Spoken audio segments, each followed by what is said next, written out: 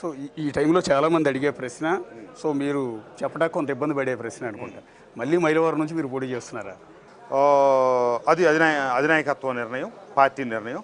వారి నిర్ణయానుసారమే నేను నడుస్తాను. అంటే బేసిక్గా గత 5 ఏళ్లలో వసంత కృష్ణప్రసాద్ మైలవరం రూపురేఖలు మార్చారు, ఎన్నో అభివృద్ధి కార్యక్రమాలు చేశారు, అవసరమైతే గవర్నమెంట్తో పోట్లాడి మరీ నిధులు తీసుకొచ్చి చేయాల్సినవన్నీ చేశారు. ఇలాంటి పరిస్థితుల్లో ఒకవేళ ఈ కాన్స్టిట్యున్సీ వదిలి వేరే చోటకి వెళ్ళమంటే ఎలా వెళ్ళగలుగుతారు అని? అంటే పార్టీ ప్రయోజనాల దృష్ట్యా వాళ్ళు కనుక వెళ్ళమని చెప్పాల్సి వస్తే నేను దానికి ఏమి సందేహించో లేకపోతే దానికి వాదనలకి వీటికేటికి దిగను. పార్టీ నిర్ణయానుసారమే నేను కట్టుబడి ఉంటాను. పార్టీ నిర్ణయానుసారమే నేను ముందుకు వెళ్తాను. అంటే ముందే మీ కమిట్మెంట్ కానీ గ్రీన్ సిగ్నల్ కానీ ఇవ్వలేదా? నేను బాబు గారిని అసలు కలిసింది ఈరోజే.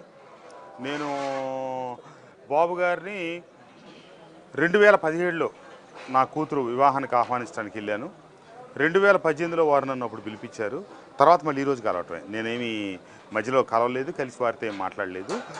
ఒక కొద్ది కాలం క్రితం ఇటీవల నేను ఇక లోకేష్ బాబు గారిని అయితే కలవటం జరిగింది.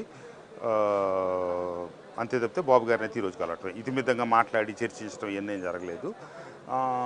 నేను మధ్యలో పెద్ద మనుషులు మాట్లాడినప్పుడు పార్టీ నిర్ణయానుసారం నేను పార్టీ కట్టుబడి ఉంటానని వాళ్ళకి చెప్పడం జరిగింది. అంటే తెలుగుదేశం పార్టీలో ప్రస్తుతం జరుగుతున్న ప్రచారం ఏంటంటే మీరు మైలవరం నుంచే పోటీ చేస్తారు, ఇంతకుముందు అక్కడ పోటీ చేసి ఓడిపోయిన దేవినేనమ్మో పెనమలూరుని పంపించే ఆలోచనలో ఉన్నారు, లేదా ఎమ్మెల్సీ ఇస్తారన్న ప్రచారం జరుగుతుంది. మీకేమైనా ఐడియా ఉంది? నాకేం లేదండి, నా దగ్గర ఆ చర్చ జరపలేదు. ఎందుకంటే పార్టీలో వారి సీనియర్లు వారికి సంబంధించిన అంశాల పట్ల నాతో వారు చర్చించే అవకాశం లేదు, చర్చించడం సబబు కూడా కాదు.